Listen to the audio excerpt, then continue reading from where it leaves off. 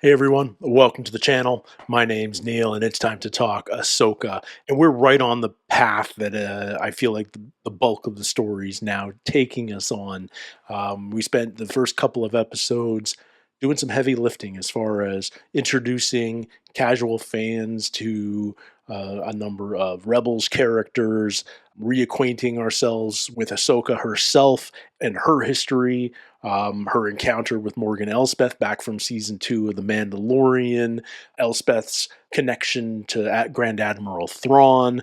Elsbeth now has two Force users working for her, a master and an apprentice, and Ahsoka herself has just taken on Sabine, well, retaken Sabine as her Padawan after a failed master and apprentice situation from the past that we don't know a ton about. But I'm excited for where this is going because we've answered a few questions already. Like, why is Thrawn still, quote, in exile? Even though it was unintentional, he disappeared at the climax of the Battle of Lothal, presumed dead, but some people have known better. There have been hints of his existence in some distant galaxy, and now we've found a map that points the way. Where that map came from, we're not quite clear, but there's a map that points the way. It's in the hands of Balin and his apprentice, and Morgan Elsbeth knows where to go to find Thrawn. And presumably, if Thrawn is there, then it's entirely possible Ezra Bridger is there as well. And that's enough motivation for Sabine to join in the search and to reunite the old team from Rebels: Ahsoka, Sabine, Hera, Chopper. They're all on board now. And we're heading off to this massive ship that Elsbeth is building, the Eye of Sion, I think I heard her say, which presumably has the ability to get to this distant galaxy, which is otherwise presumably impossible. Nevertheless, that's where we stand story wise. What I'm really interested with this series in particular, and it's a lens I find myself often watching through when I'm watching this so far, is asking myself, how would I be feeling about this if I've never seen a Star Wars cartoon? If I haven't seen 11 seasons of cartoons with Ahsoka in them, if Sabine and Hera are brand new characters to me, if I've never heard of Ezra Bridger or Grand Admiral Thrawn before, I've never seen Grand Admiral Thrawn before, if I don't know what a formidable opponent he will be if he returns to our galaxy and takes command of this burgeoning imperial rebellion that's fomenting under the surface of the New Republic. Thrawn is a frightening opponent, and the entire history of Star Wars would have been an entirely different one if he was present during the events of A New Hope, of Empire Strikes Back, of Return of the Jedi, but he wasn't. And so this is the history we have. But if he comes back, what might happen? But if I've never heard of him before, if I've never seen him, if haven't seen any stories where he's the bad guy, he's the antagonist, that doesn't resonate the same way, does it? All we're hearing is, we know Ahsoka's concerned. We know this green-skinned general that we've never met before says it would be a bad thing and it would probably bring war. But that means so much more to those of us who have seen Rebels and know what Thrawn's about. Maybe we've read some of the books, maybe we've played video games, but for people who've only seen live action Star Wars, I think we need to introduce him quickly, is my point. I think we need to show what a formidable opponent he is. But yeah, it's hitting all the right notes for someone like me who loves the cartoons, who revisits them frequently, and who finds them some of the best Star Wars stories, period. But I also understand that that's probably not the majority of Star Wars fans. I'd be curious to know, like, how many of you have seen Rebels, for instance. But in any case, now we know that we have a way to get to this distant galaxy and presumably find Thrawn and maybe find Ezra. So my question that I'm pondering in the back of my head is, how many episodes is it going to take us to get there? Do we end up there this episode? Does it take us most of the season just to get there and find Thrawn? Or does the story really take off when we find him and it's about bringing him back? Once we find Thrawn, I think the story can go in infinite directions. Until then, the goal is very clear, and it's just a matter of how long it takes us to achieve that goal.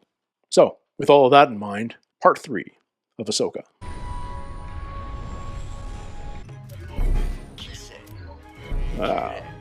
Giving us a little General Grievous action. I wonder whether these are like... These sound like Japanese terms, but I might be completely wrong. But I wonder if there's a real... I see you still remember the basics. Japanese school of swordcraft that uses those terms. How about Zatoichi? Oh no, I'm not certain Lady Ren is ready for that technique. Thank you, Hu Yang. According to Hu Yang, I'm the worst candidate to be a Jedi out of every Jedi he's ever known. You told her that? It's true. She's not arguing the fact that it's true, just that Hu Yang said it out loud. Put this on. We're not going to bring out the little laser droid ball, are we? Do you know where I am? Next to Hu Yang. Are you sure? Having fun with the audio during that, too. Take in all that is around you. Sense my intention.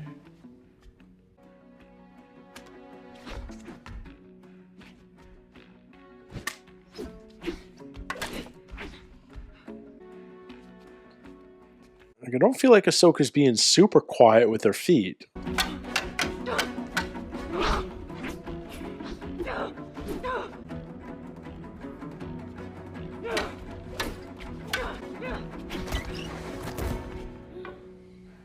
Anger and frustration are quick to give power, but they also unbalance you. Let's go again.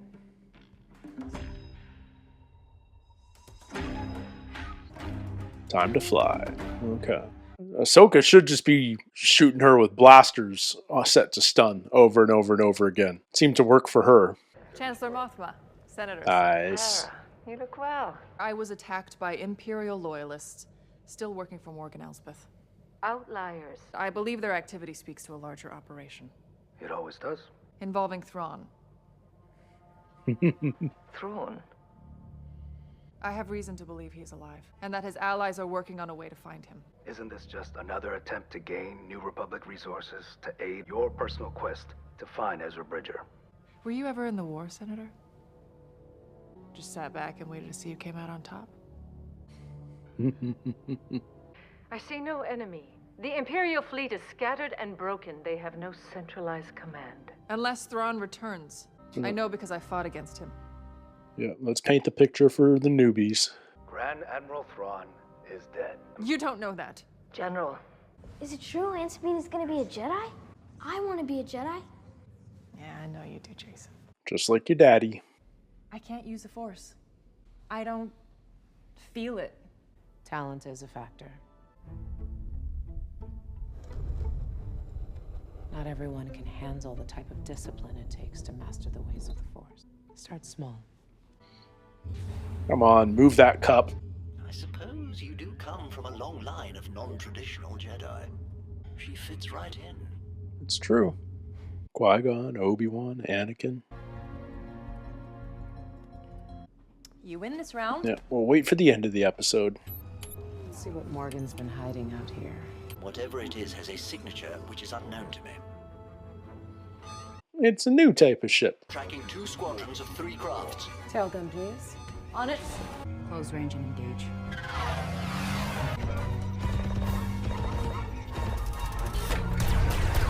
Hold it steady! Remember, learn to anticipate. Now's not the time for a lesson! The way you're both acting, there won't be a later. Sabine, Tell me what you need. Move on my signal? Copy. Now!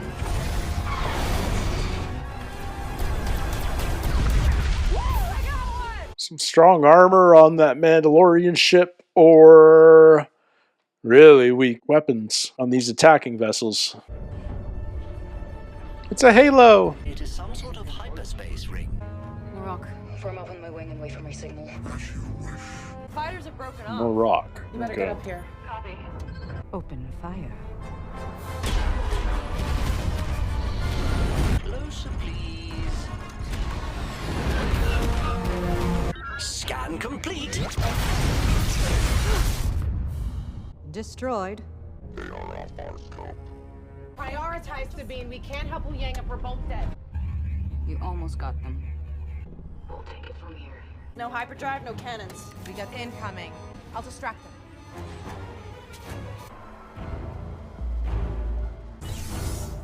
them. She just...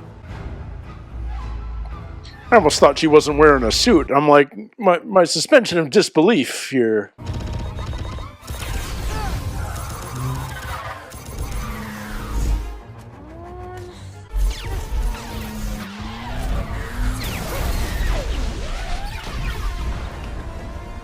I got it!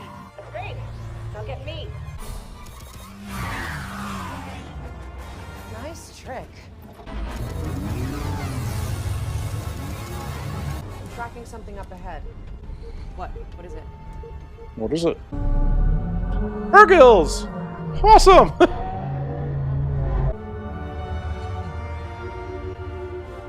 Awesome!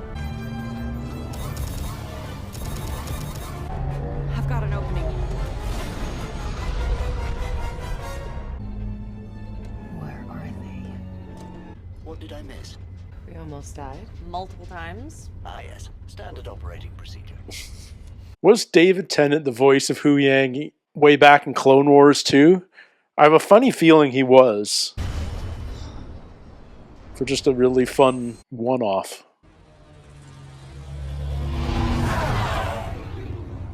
Are you all right? Haven't seen those creatures since the day Ezra disappeared. The good news is the enemy vessel is still under construction and not yet complete. Wu Yang, could a ring like that make a jump to a neighboring galaxy? Yes, I believe it could. Give intergalactic hyperspace lanes between galaxies, which used to follow the migration paths of Purgle. Yeah. Yeah, none of that's shocking. Hunt them down. He's done.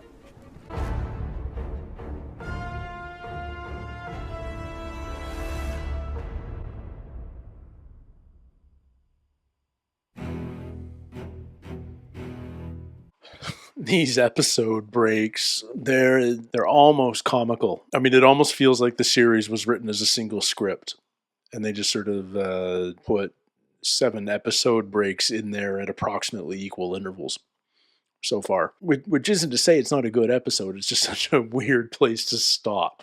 Such a, it's the first time we see Balin in the entire episode, I believe, or at least the first time we've seen him in a long while. And then he's directing people that we haven't seen before to go hunting in the forest. And it's not an escalation, it's not an explanation, it's not a reveal, it's just kind of a minor plot point. Weird place to end an episode.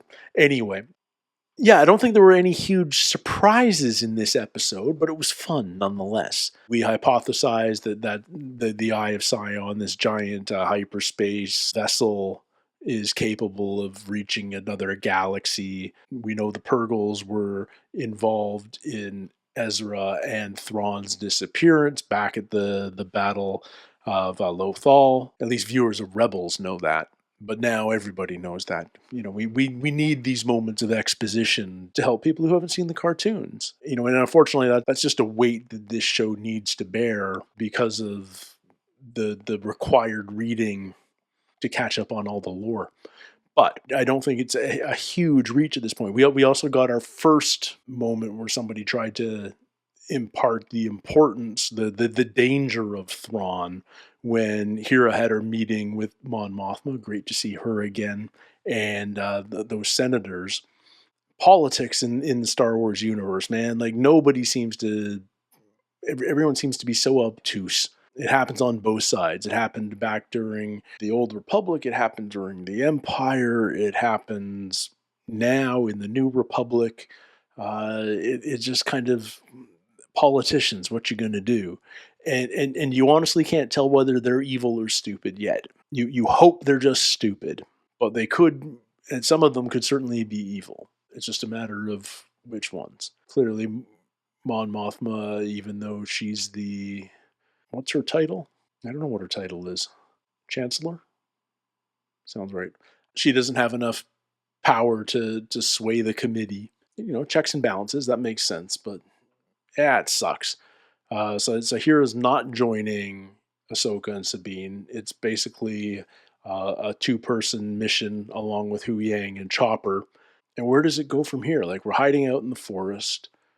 We have to disrupt the construction of the Eye of Sion before it's ready to depart. If we can't do that, we have to tag along somehow. I'm very curious to see how this plays out. But it's fun seeing another fun, a fun space battle. Nothing spectacular, but entertaining nonetheless. It wasn't so much a battle for the battle's sake as a battle for Ahsoka and Sabine to remember how to work together again. They seem to have buried their past, which means they may not be talking about it as much as I had hoped. But Sabine is embracing her new training. She is unable to connect with the Force. There's nothing new there. Like, she would never have been considered a candidate to become a Jedi. The reason she got training back during Rebels was because the dark saber ended up in her hands, and there was a brief moment there where it was possible she would be the future leader of Mandalore that could unite all the warring factions within Mandalorian society and bring them back. She ended up passing the dark saber off to Bo-Katan, and then we get into the storyline of Mandalorian. But while Sabine had the dark saber, she was trained by Ezra and Kanan. So she's good with weapons, like they say, but it's connecting with the Force that's been the challenge. Sooner or later, she's going to move that coffee cup. I thought it might have been at the end of this episode, but we got interrupted by a space battle. So maybe next episode she can move that coffee cup. And by the end of the series, knowing everything we know about Star Wars stories, I think we can anticipate that she will finally find that proper connection and be able to use it for greater purpose than moving objects on a table. But that's where we're at right now. I like that we're learning more about the personalities of these two women. It's a very respectful but tense relationship. I don't think either of them are particularly comfortable in their roles as master or as apprentice, but they're both willing to try it. As I was saying, I can't remember whether it was at the start of this episode or during last episode. I'm hoping we peel back a few layers with Ahsoka. I mean, the series is named after her. She's certainly the hero, but at the moment she's being written more as the wise master than as the protagonist. I want to see some vulnerability and some flaws that we can fix. That I want to see that an arc. If you're just a peak character and you just remain a peak character across the entire story, then there's by definition there's no arc to your story. You just are what you are, and it's tough to write a story around a character like that. Stories often need characters like that, but they usually serve the protagonist. And at this point, it feels like Sabine is more of a protagonist than Ahsoka is. She's the struggling student who needs to find her way and find her connection with the Force. What's Ahsoka's driving motivation at this point, other than completing the mission? But on a personal level, what's her motivation? What is her what drives her as a character? I hope we get into that, because I think there's a lot to explore there. I mean, everything we know about Ahsoka from the past is she's an incredibly rich, deep, complex character. I hope we're not just leaving all of that in the past. But I'm optimistic. I mean, the show has the right people attached, and at the moment, it's a lot of fun. I'm just hopeful that we go deeper than just fun. In any case, that's where we're at right now. I can't wait for the next episode. I can't wait for next week to join you guys and exploring it. Thank you for all of your comments. I read every single one. Thank you for correcting me when I'm wrong. Thank you for filling in the blanks that I've forgotten. And until next time, everybody, take care, stay healthy. We'll see you soon. Cheers.